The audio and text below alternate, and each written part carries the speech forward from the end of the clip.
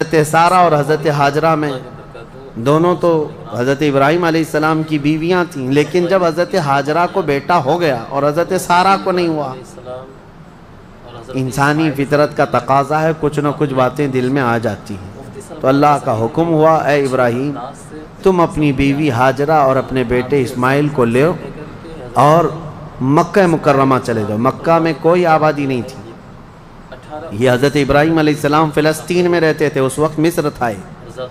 جب مکہ مکرمہ میں آئے، خانہ کعبہ کے قریب حضرت حاجرہ حضرت اسماعیل کو چھوڑ دیا، کچھ زیادہ راہ جو ساتھ میں تھا وہ کھانا توشہ دے دیا اور کہا مجھے اللہ کا حکم ہے، میں جا رہا ہوں۔ واپس چلے گئے اپنی بیوی اور چھوٹے 6 مہینے کے بچے کو۔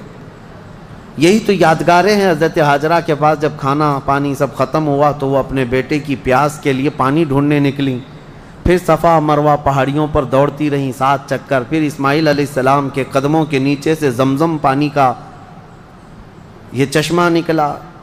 اور یہ جو تاریخ ہے، اس کے بعد پھر حضرت ابراہیم علیہ السلام لوٹ آئے جب اسماعیل علیہ السلام جوان ہو چکے تھے۔ اب اللہ تعالیٰ نے حکم فرمایا، اے ابراہیم تم اپنے بیٹے کی قربانی دے دو۔ ایک تو 100 سال کے بعد بیٹا دیا گیا ہے، لیکن اللہ تعالیٰ فرماتا ہے کہ تم اس کو اللہ کی راہ میں قربان کر دو۔ نبی کا خواب سچا خواب ہوتا ہے، عام لوگوں کی طرح نہیں۔ اسماعیل علیہ السلام کو انہوں نے بلایا، وہ پورا واقعہ اللہ نے اس میں ذکر فرمایا۔ ارشاد فرماتے ہیں، انی اری فی المنام انی اذبحک، بیٹا میں نے خواب میں دیکھا ہے کہ میں تجھے ذبح کر رہا ہوں، اللہ کے نام پر قربان کرنا ہے۔ فانظر ماذا تری، بتا کیا کرنا چاہیے۔ مشورہ ہے باپ کس سے؟ بیٹے سے۔ قال یا ابت افعل ما تؤمر ستجدنی انشاء اللہ من الصابرین۔ اسماعیل علیہ السلام چھوٹے ہیں اور عرض کرتے ہیں، ابا جان آپ کو جس چیز کا حکم دیا گیا ہے وہ کر گزریے، انشاءاللہ آپ مجھے صبر کرنے والا پائیں گے۔ بیٹا یہ نہیں ہے کہ بھاگ جائے کہ باپ میرا چھری لے کے بیٹھا ہے، اللہ کے نبی۔ اور اس کے بعد لے کر کے چلے حضرت ابراہیم علیہ السلام۔ پہلے تو یہ روایت میں ہے کہ انہوں نے 100 اونٹ ذبح کی ہے اس خواب کے لیے، دوسرے دن بھی 100 اونٹ ذبح کیے، پھر یہی حکم آیا تو تیسرے دن اسماعیل علیہ السلام کو لے کر کے آئے مینا کی وادیوں کے پاس۔ اور وہاں جب پہنچنے لگے، حضرت حاجرہ بھی تھیں پیچھے پیچھے۔ ابلیس آیا، شیطان آیا، ابراہیم علیہ السلام سے کہنے لگا، اتنے سالوں بعد تو بیٹا ہوا اور تم ذبح کرنے لے جا رہے ہو، تمہیں ہو سکتا ہے وہم ہو، چھوڑ دو اس کو، پھر تمہیں بچہ نہیں ہو سکتا۔ تب حضرت ابراہیم علیہ السلام نے زمین سے 7 کنکریاں اٹھائی اور اس کو دے مارا اور کہا، یہ اللہ کا حکم ہے، اللہ کا حکم ہے، اور میرے رب تبارک تعالیٰ کے حکم کے آگے میں کسی کے لیے کوئی رعایت نہیں رکھتا۔ وہ حضرت حاجرہ کو بہکایا کہ تمہارے بیٹے کو تمہارے شوہر ذبح کرنے لے جا رہے ہیں۔ حضرت حاجرہ نے کہا مجھے معلوم ہے وہ اللہ کے حکم سے کر رہے ہیں، اور اگر اللہ کا حکم ہے تو ایسے 100 بیٹے اسماعیل بھی ملے میں سب قربان کروں گی۔ ماں بھی تھی، انہوں نے بھی کنکریاں ماری ابلیس کو۔ آخری حضرت اسماعیل علیہ السلام کے پاس آیا، کہا تجھے پتہ ہے تیرے باپ کیسے تجھے کاٹیں گے، کیسے ذبح کریں گے؟ حضرت اسماعیل علیہ السلام نے کہا، ابلیس کنکریاں ماری اور کہا میرے باپ عام آدمی نہیں، اللہ کے نبی ہیں، وہ جو کرتے ہیں وہ اپنی مرضی سے نہیں اللہ کے حکم سے کرتے ہیں۔ سب جگہ سے مایوس گیا ابلیس لعین۔ آج بھی وہاں 3 پتھروں کو جو حاجی کنکریاں مارتے ہیں وہ انہی بزرگوں کی نشانی ہے، انہی 3 بزرگوں کی نشانی ہے۔ اب جب لٹایا حضرت ابراہیم علیہ السلام نے تو کس طریقے سے اسماعیل علیہ السلام خود عرض کرتے ہیں کہ ابا جان اپنی آنکھوں پر پٹی ڈال لیجیے آپ، کہ مجھے کاٹتے ہوئے دیکھ کر، خون دیکھ کر باپ کی محبت غالب نہ آ جائے اور کہیں آپ اللہ کے حکم کے خلاف نہ ہو جائے، آپ چھری روک لیں، آپ آنکھوں پہ پٹی ڈال لیں اور میرے ہاتھ پیر کو رسی سے باندھ دیں کہ میں تڑپتا نہ دیکھیں آپ۔ ایسے ہی ہوا، حضرت ابراہیم علیہ السلام نے پٹی ڈال لی آنکھ پر اور ان کے ہاتھ پیر باندھ دیے گئے۔ یہ ذبح کرنے کا وقت ہے۔ بھلا کیا رب تبارک و تعالیٰ بھی کسی کے عزیز کو ذبح کرنے کا حکم اس طرح دے گا؟ یہ تو امتحان تھا، امتحان تھا۔ حضرت ابراہیم علیہ السلام گردن پر چھری رکھتے ہیں لیکن وہ چھری چلتی نہیں، بڑی تیز چھری لائی تھی انہوں نے، چھری نہیں چلتی۔ روایات میں ملتا ہے کہ حضرت ابراہیم علیہ السلام نے اس چھری کو پتھر پر یوں مارا تو پتھر 2 ٹکڑے ہو گئے، کٹ کے 2 ٹکڑے ہو گیا، لیکن گلا نرم و نازک اس چھری سے نہیں کٹتا تھا۔ ایک بات یاد رکھو مسلمانوں، ہمیشہ چھری کی تاثیر ہے کاٹنا، آگ کی تاثیر ہے جلانا، لیکن ہمیشہ ایک بات یاد رکھیں، چھری کاٹے گی بھی، آگ جلائے گی بھی اس وقت جب اللہ کی مرضی ہوگی۔ ہمارا عقیدہ یہ ہے، تقدیر، ہاں ان کی تاثیر ہے، یہ کام یہی کریں گے، لیکن اس کے ساتھ ہمارا عقیدہ یہ ہے اگر میرا مولا نہ چاہے تو پھر جتنی تیز چھری ہی کیوں نہ ہو نہ کاٹ سکے گی، جتنی تیز آگ ہی کیوں نہ ہو نہ جلا سکے گی، اور اگر مولا کی مرضی ہے تو پھر یہ چیزیں اپنا اثر دکھائیں گی، باقی ان کا اثر اللہ کی مرضی کے بغیر کچھ نہیں۔ چھری جیسی ہی گردن پر رکھی، اللہ کا حکم ہوا، جبرائیل جاؤ جنت سے ایک دمبا لے کر جاؤ، میرے ابراہیم کا امتحان ہو گیا اور کامیاب ہوئے، ان کے بیٹے اسماعیل کو ہٹاؤ اور دمبا رکھو۔ جبرائیل امین علیہ السلام سب سے تیز سفر کرتے ہوئے دنیا میں 3 بار آئے ہیں، سب سے تیز۔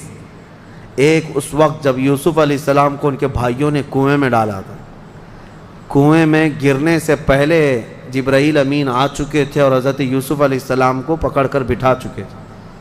دوسرے جب ظالموں نے ابراہیم علیہ السلام کو آگ میں ڈالا تھا، ادھر سے وہ آگ میں پھینکے تھے، اس وقت جبرائیل امین اتر رہے تھے اور جبرائیل امین حضرت ابراہیم کی آگ میں جانے سے پہلے ہی ان کی مدد کے لیے آ چکے تھے۔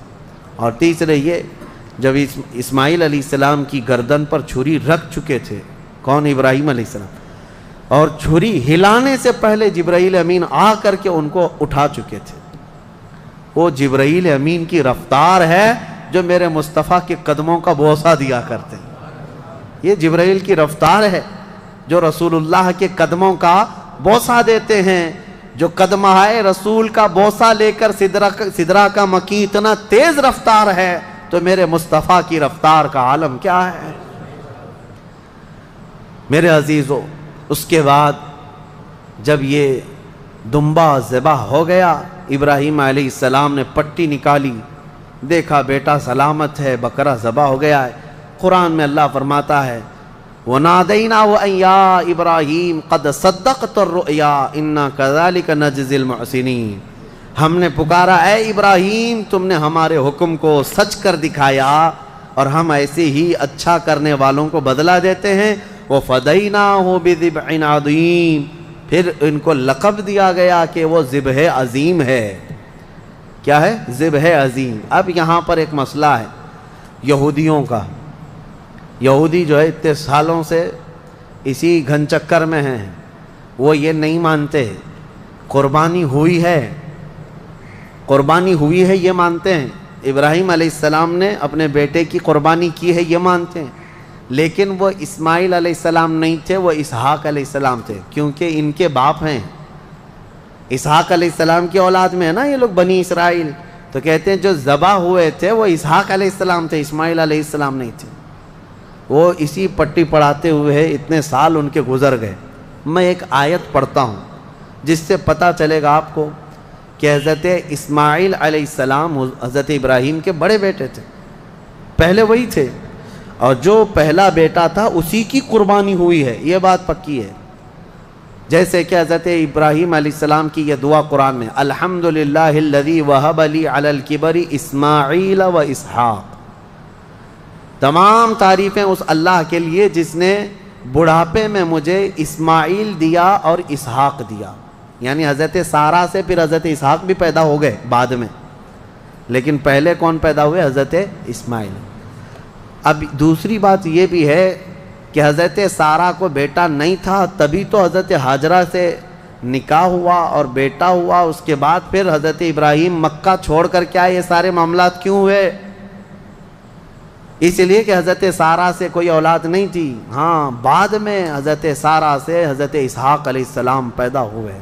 بہرحال یہ فیصلہ تو قیامت کے دن ہوگا، لیکن میرے آقا صلی اللہ تعالیٰ علیہ وسلم نے حدیث پاک میں ارشاد فرمایا انا ابن الذبیحین، میں دو ذبیحوں کا بیٹا ہوں، میں دو ذبیحوں کا بیٹا ہوں۔ یہ کیا مطلب ہے اس حدیث کا؟ حضور پاک صلی اللہ تعالیٰ علیہ وسلم کے والد حضرت عبداللہ جو حضور کی ولادت سے پہلے انتقال کر چکے ہیں، بچپن میں یہ اتنے بیمار ہوئے تھے کہ حضرت عبد المطلب حضور صلی اللہ علیہ وسلم کے دادا، انہوں نے یہ خانہ کعبہ میں یہ نذر کر لیا تھا کہ میں اپنے اس بیٹے کے قربانی دوں گا۔ کس کی؟ حضور صلی اللہ علیہ وسلم کے باپ حضرت عبداللہ کی۔ پھر جب ان کی طبیعت صحیح ہو گئی تو حضرت عبد المطلب نے 100 اونٹ ذبح کیے تھے، جان ذبح نہیں کی جاتی، قربانی کے بدلے 100 اونٹ ذبح کیے تھے۔ اسی طرح حضرت اسماعیل علیہ السلام کے بدلے میں بھی حضرت ابراہیم علیہ السلام نے کیا کیا تھا؟ 100 اونٹ ذبح کیے تھے۔ تو حضور فرماتے ہیں میرے باپ بھی ذبیح ہیں، میرے دادا اسماعیل بھی ذبیح ہیں۔ تو ذبیح کا لفظ کس کے لیے آیا ہے؟ اسماعیل علیہ السلام کے لیے آیا ہے۔ لہذا دنیا جو بھونکتی ہے بھونکنے دو، میرے مصطفیٰ نے فرمایا ذبح عظیم اسماعیل علیہ السلام ہی تھے، اسماعیل علیہ السلام ہی تھے۔ اللہ کریم ان واقعات سے ہمیں درس کی توفیق عطا فرمائے۔ وہاں پر حضرت اسماعیل علیہ السلام کی ان آداب کو دیکھ کر شاعر نے بہت اچھے انداز میں کہا ہے کہ یہ مکتب کی کرامت تھی کہ فیضان نبوت تھا، سکھائے کس نے اسماعیل کو آداب فرزندی۔ حضرت اسماعیل علیہ السلام نے چوں چرا تک نہیں کہا تھا کہ کیوں لے جا رہے ہیں، کیا کرنا ہے، کچھ نہیں۔ وہ گھر کی تربیت تھی حضرت ابراہیم علیہ السلام کی۔ اتنا ہی نہیں، یہ دونوں نبیوں کے ساتھ بڑی آزمائشیں ہوئی ہیں، بہت سارے امتحانات ہوئے ہیں۔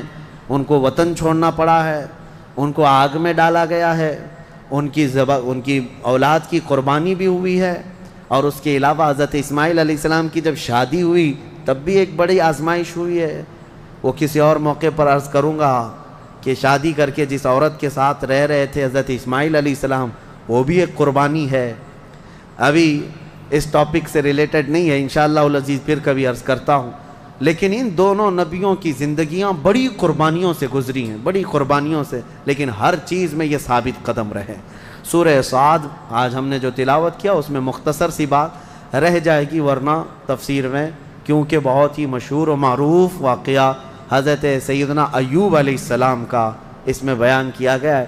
حضرت ایوب علیہ السلام کا نام بہت سارے لوگ اس طرح لیتے ہیں، حضرت صبر ایوب، کیونکہ صبر کا لفظ جو ہے حضرت ایوب علیہ السلام کے ساتھ ایسا جڑا ہوا ہے کہ سب سے زیادہ صبر کرنے والوں میں ان کا نام آتا ہے، لیکن میرے مصطفیٰ کریم صلی اللہ علیہ وسلم سے زیادہ نہیں۔ یعنی ہر از اخلاق میں میرے آقا صلی اللہ تعالیٰ علیہ وسلم کی برتری ثابت ہے۔ حضرت ایوب علیہ السلام کی آزمائش ہوئی تھی، ان کی بیویاں بھی بہت تھیں، بچے بھی بہت تھے، مال بھی بہت تھا، وہ ہمیشہ عبادت میں رہتے تھے۔ اللہ تعالیٰ نے ایک بار آندھیوں کے ذریعے سے ان کے باغیچے ختم فرما دیے، ان کے جانور ختم ہو گئے، ان کی بیویاں ایک کے بعد دیگر مر گئیں، انتقال کیں، اور ان کی اولاد بھی دھیرے دھیرے سب انتقال کر گئے۔ اور اس کے بعد وہ خود بیمار ہوئے، اتنے بیمار کہ ان کے جسم کے گوشت کے حصے کٹ کٹ کے گرتے تھے، بستر پر سو جائیں تو چمڑی بستر پر لگ جاتی تھی۔ اور اس کے بعد ایک بیوی ان کی بی بی رحمت، حضرت جمیلہ بھی ان کو کہا گیا بی بی رحمت، ان کے علاوہ کوئی ساتھ میں نہ تھا۔ وہ وقت بھی آیا جب ان کی زبان بھی کٹ گئی تھی جس سے وہ ذکر کرتے تھے، زبان کٹ گئی حضرت ایوب علیہ السلام کی۔ تب انہوں نے ایک عرض کیا تھا اللہ کی بارگاہ میں، ربی انی مسنی الضر وانت ارحم الراحمین۔ یہ ایوب علیہ السلام کی دعا ہے، اے اللہ مجھے تکلیف پہنچی ہے لیکن تو ارحم الراحمین ہے۔ اللہ فرماتا ہے اس کے بعد ہوا کیا سنو، ایک اور چیز ہوئی تھی۔ حضرت بی بی رحمت بازار گئی تھیں، علاج ڈھونڈتے ہی رہتی تھی روزانہ، وہ بڑی وفادار خاتون تھی، وفا شعار اپنے شوہر کی۔ بازار میں ایک حکیم صاحب دوا بیچ رہے تھے، میرے پاس ہر بیماری کی دوا ہے، یہ چلی گئیں، کہا کہ میرے شوہر ایسے ایسے بیمار ہیں، ان کی تکلیف فلاں فلاں ہے۔ وہ حکیم صاحب نے کہا میں تو چٹکی میں حل کر دوں گا، آسانی سے تمہارے شوہر صحیح ہو جائیں گے۔ کہا کیا کرنا ہوگا؟ کہا صحیح ہو جانے کے بعد مجھے ایک سجدہ کرنا ہوگا، اور کچھ بھی نہیں۔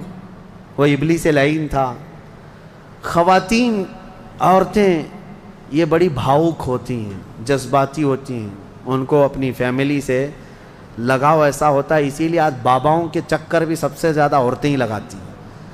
صحیح میں کہہ رہا ہوں کہ عورتیں جانا بند کر دیں تو باباؤں کی دکانیں بند ہو جائیں، نہیں چلیں گی دکانیں، کیونکہ اور ایڈورٹائز بھی میں دیکھتا ہوں بابا لوگ دوسرے کسی عمل کا ایڈورٹائز کرتے ہی نہیں، پیپر میں بھی ایڈورٹائز آتا ہے تو سب سے زیادہ یہی ہے کہ مرد کو مٹھی میں کیسے رکھنا ہے۔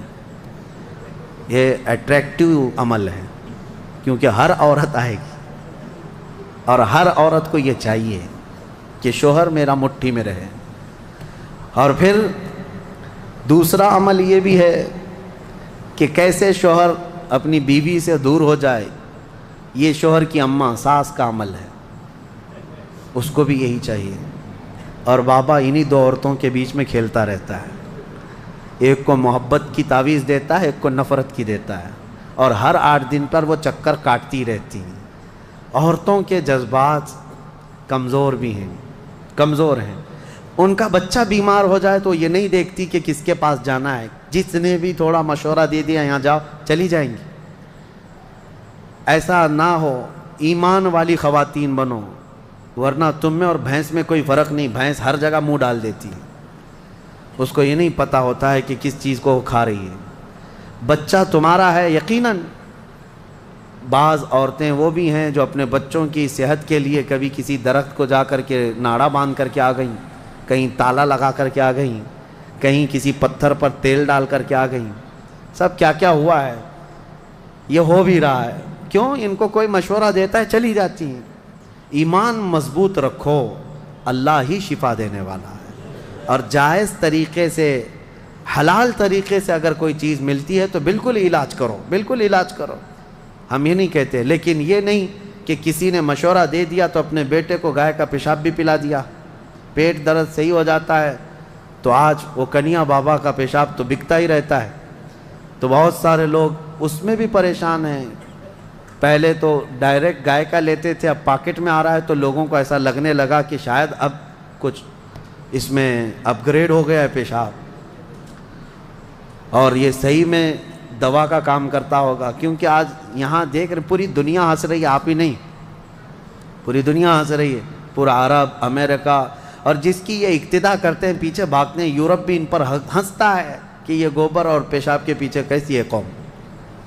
ہاں کبھی اس کو کوہ نور بتا دیں، کوئی کینسر کا علاج بتا دیں، کورونا کا علاج بتا دیں، عقل سے کچھ نہیں ہے۔ لیکن میں اپنی عورتوں سے کہنا چاہتا ہوں، تمہیں کوئی بھی اس طرح کا مشورہ دے تو بھاگ مت جانا، ابلیس یہاں پر الگ الگ لباس میں ہے، الگ الگ لباس میں ہے۔